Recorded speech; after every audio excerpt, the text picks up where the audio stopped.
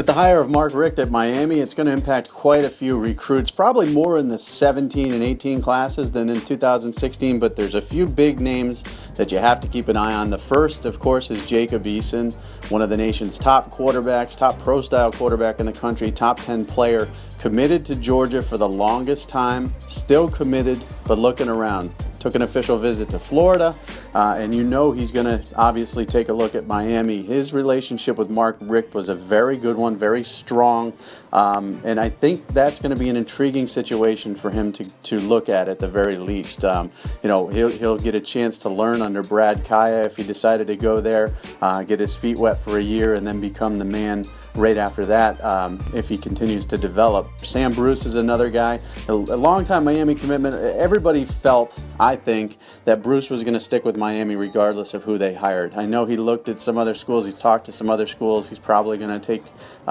some visits, but most of those close to Sam Bruce felt that staying close to home, playing for the U was going to happen. And now with Mark Richt, which is a tremendous hire and a guy that I think every parent would love to send their kid to play for, I think Sam Bruce is going to be solid.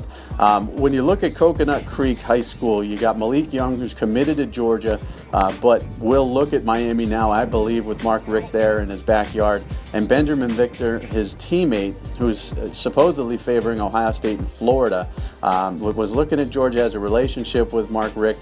I think these two are interesting to watch because let's say Young flips to Miami. That could definitely impact Victor a little bit.